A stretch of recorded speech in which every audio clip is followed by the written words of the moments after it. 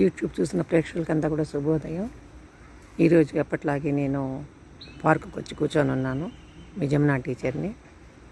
నేను రీసెంట్గా పంచుకున్న అనుభవాన్ని మీకు తెలియపరుస్తున్నాను. 1999 2000 సంవత్సరంలో 10th క్లాస్ పాస్ అయిన బ్యాచ్ అందరూ కూడా గెట్ టుగెదర్గా మీట్ అయ్యారు. మా పాత స్కూల్లోనే వాళ్ళతో పాటు టీచర్స్ అంతా కూడా కలిసి అసెంబ్లీ అయినాము. వాళ్ళని చూడంగానే ఎంత ఆశ్చర్యపోయినామంటే పిల్లలందరూ దగ్గరకు వచ్చి మమ్మల్ని కావలించుకున్నంత పని చేశారు. ఆ రోజుల్లో చిన్న చిన్న నిక్కర్లు వేసుకొని పావళ్ళు జడలు వేసుకునే పిల్లలు పెద్ద పెద్ద 42 ఏళ్ల పిల్లలు అయిపోయినారు.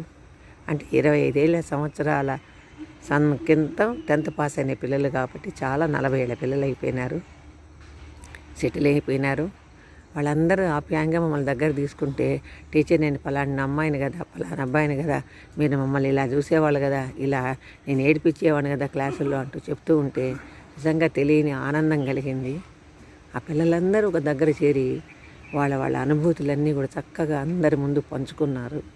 ఆ అనుభూతుల్లో ఆనాటిలో వాళ్ళు ఎలా అయితే చిన్న క్లాసుల్లో ఒకరికొకరు చూసి రాసుకుంటాం, ఒకళ్ళ పెన్నులు ఒకళ్ళు తెలియకుండా దాచేసుకోవటం, ఒకళ్ళ పుస్తకాలు ఒకళ్ళు ఎత్తుకొని పోవటం, స్కూళ్ళకు రాకుండా ఎగ్గొట్టి బయట ప్రపంచంలో తిరగటము, పెద్దవాళ్ళు ఎవరైనా చూసి ఆ పిల్లల్ని స్కూళ్ళల్లో టీచర్ దగ్గరికి లాక్కొస్తే మేము వాళ్ళని ఏ విధంగా పనిష్మెంట్ ఇచ్చింది, తొడపాయసం పెట్టేవాళ్ళము, వంగబెట్టి గుద్దేవాళ్ళము, అవన్నీ చెప్పించి నవ్వించారు.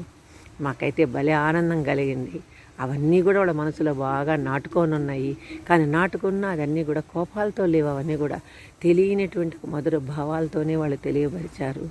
కాకపోతే ఒకటే అనిపించింది, ఎన్ని రకాలుగా మనం జీవితంలో పెద్దవాళ్ళమై పండగలు పబ్బాలు జరుపుకుంటూ గెట్టుగెదలు జరుపుకుంటాం. కానీ ఆ బాల్యంలో గడిపినటువంటి జీవన విధానము ఒక వయసు వచ్చిన తర్వాత కలిస్తే ఆ కళ్ళల్లో కనపడే వెలుగు ఆనందము ఎక్కడా చూడమేమో.